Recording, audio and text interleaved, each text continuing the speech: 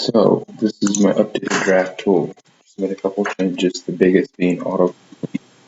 The other big, we have a draft results board down here, which will tell you where you ranked relative to everyone else. So this should be easy pick. Adrian Peterson, and this next guy selected, which is AutoComplete, Calvin Johnson. So my pick should be Arian Foster. Cool. So I'll go over all the changes as I'm going through here. So Arian Foster. And as you can see right now, my team, I need to update my pick. So I was pick number 3. So given that I was pick number 3, I'm second ranked. Obviously, it's the second player pick. Aaron Foster is my second highest rated player. And as you go on, this will update and tell you where you are on a points per game basis and where that ranks against the league. And you can set what that is right here. So right here, you will see all the positions that you can list and you can change it. So if you want it to be defense instead of wide receiver 3, then you can do that. I choose to do RB to 3 and a wide receiver 3 because I feel like that gives me the best diversity in terms of where I rank. And if you're top in those categories, I feel pretty comfortable that you're going to have one of the better teams. And that's all you can really ask for, is have the best team relative to your rankings. This draft is a little crazy. I don't know if these people are serious or what. Oh, the other thing I need to do is change this year.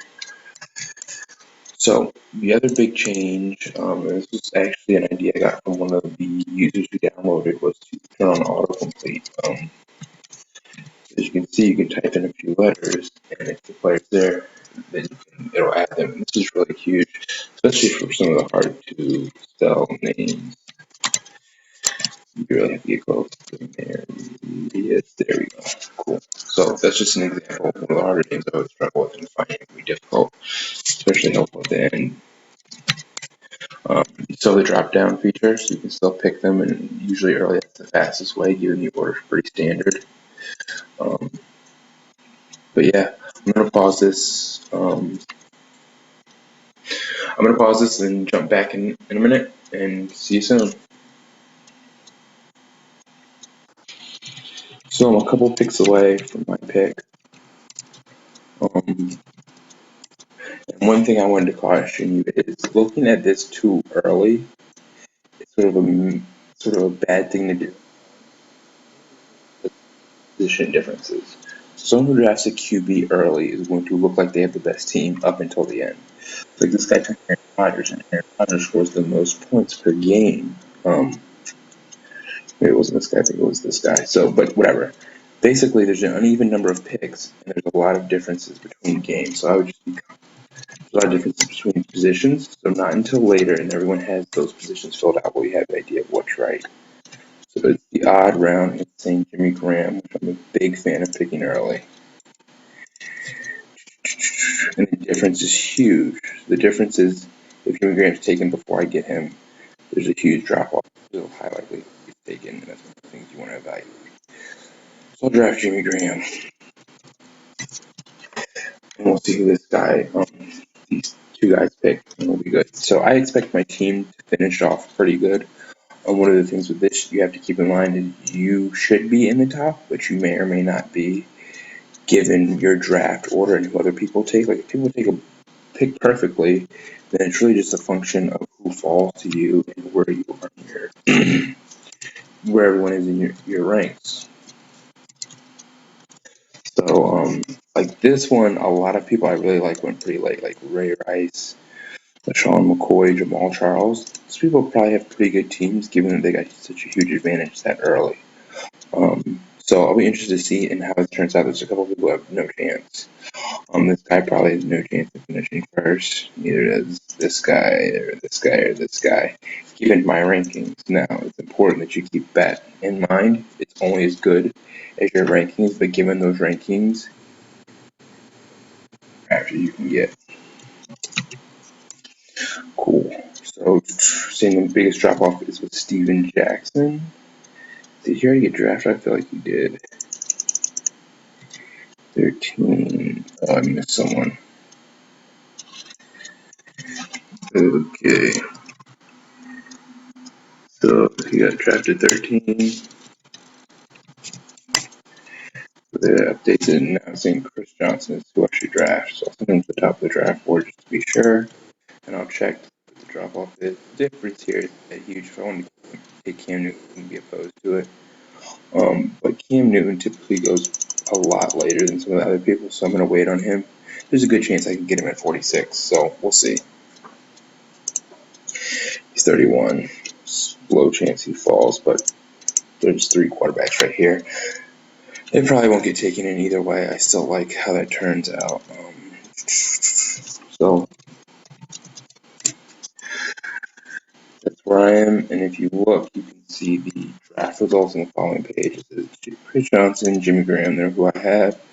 These are the points per game I'm getting, almost 40. Sometimes it's good just to have a sense of what your target is.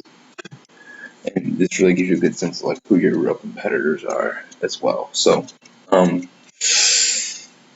that's it. I'm going to pause it again until later on. Thanks. So, updating my draft sheet now that I have 2 running backs. I'm going to lower the impact of some of the other part of the running back position. Sorry. Trying to type and talk.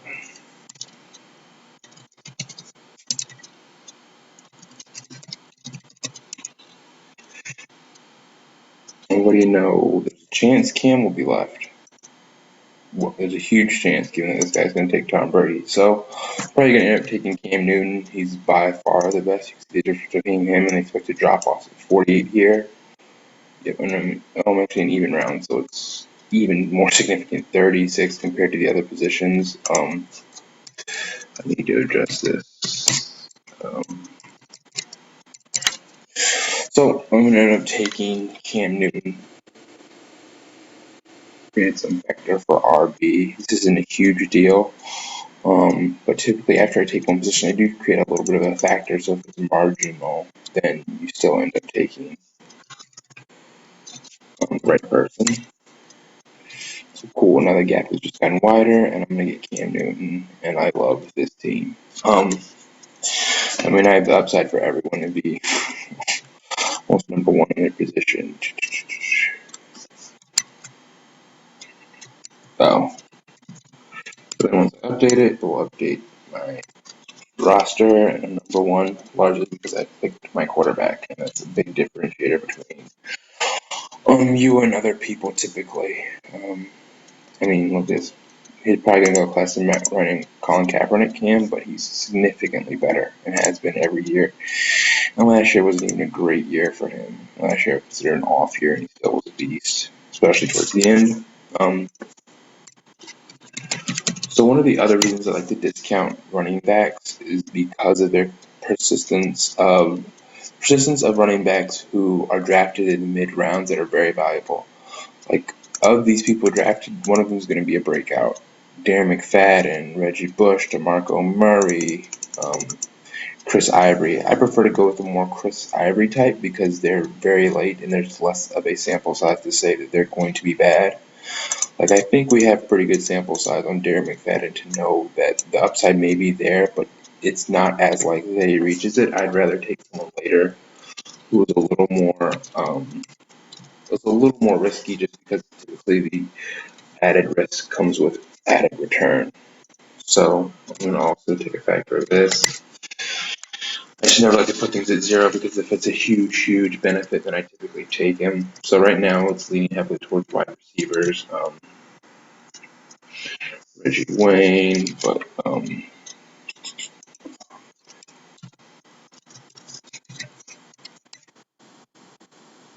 okay, let's see what I have. He's going to be my wide receiver 1. It's not terrible. Last year he actually did really good. And I'm projecting him. I don't see him projected here. He is 160 points to 10 points a game. I'll go ahead and draft him. So right now I'm second to this guy. I jump to see who he has and why he has projected more points than me. And so he has more points than me, as you can see, largely because of the position he has drafted, and I always forget to update the players before I with a G, Wayne. Cool. So as you can see, now I'm back to being number one. And this is a little more valid because I think most people have their QB now and have largely the same number of positions. Or at least they will by the end of this round. And one thing to keep in mind when you're looking at these draft results, I think they're really helpful, but you can also see how close someone is to you. So the 12th team in our league, they have 46 points. The difference between us is over 20 points. There's not much they're going to do to make up that ground. I can feel pretty comfortable that the bottom of the league is pretty well set. There's some teams that are going to be competitive with me, but mostly I'm going to beat some of the really bad teams, and it's clear who those teams are. So, given my team, I'm not in a huge rush to draft anyone. I'm going to eliminate showing tight ends, I'm going to eliminate showing QBs, and this is where some judgment comes. I mean, look at these running backs I can get between. I mean, these are like the Ryan Matthews, Ahmad Bradshaw, Lamar Miller, Levon Bell, Shane Vereen, Andre Brown. Those are all wide running backs with high upside. Ben Jarvis, Green Elvis. I'm not a Ellis. I'm not a huge fan of. And I really like the high upside guys around him a lot more, like a Jonathan Franklin. Vic Ballard's not really that high upside, but he has some upside given that Ahmad Bradshaw will likely get injured. But Ahmad Bradshaw's always been solid. So where am I? And given where I have him, he usually is drafted before. So there is a point where I would take him, but it's almost never. It never happens. Jordy Nelson's a really good pick too. I like him because of his upside. So just updating periodically as we go. I'll probably pause this again to let everything get caught up. Let's see soon. Ooh, it'd be awesome if Hakeem Nicks fell to me. And the other thing you'll notice is you're either going to be ahead or way behind on some of the picks. Typically, you're going to be ahead of any like quarterback, tight end, or whatever run, because if you're using ADP, it's just how it works out. Because it's just typically how it works out, but it depends on like the length of your league. If you have a really short league, you're going to be drafting much earlier than the run. If you have a late league, you're going to be cutting it close. But the good thing about potentially missing the run is it's not that bad because later everyone's going to be taking a different position. So there's largely been a run on wide receivers. So a lot of people have one or two. Most people have two. And going through here, that's pretty clear. Which means I'm going to be picking from a smaller sample, but given it's so deep, it's not a huge issue, and I don't need to rush to pick them. So I'm actually going to change this back to 0.75 because I think the spread is not as critical because I don't think they're going to be coming off the board as quickly. Now, the good thing is this thing largely captures that because the way the calculator works is it looks who's been taken so far and who it projects to be taken, which is why you see, given the deeper rounds, wide receiver still says a lot, but quarterbacks is way more because I guess we're behind in quarterbacks. So it gives you a sense of how your draft is doing relative to average in a sense because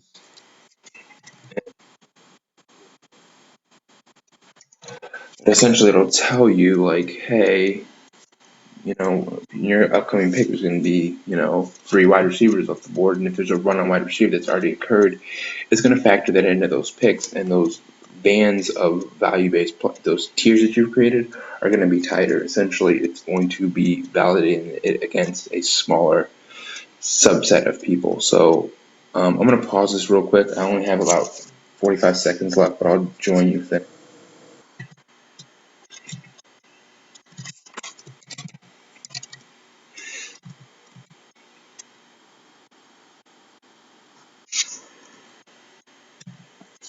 So back to picking. Let's see who it says. It says Ahmad Bradshaw, and I don't mind that pick. He's going to be starting on my team anyways. So I'll go ahead and draft him. I can see him 7th right now, so he should jump me up to number 1. And that's because he's my RB3 and he's going to be starting. So I'll pause it again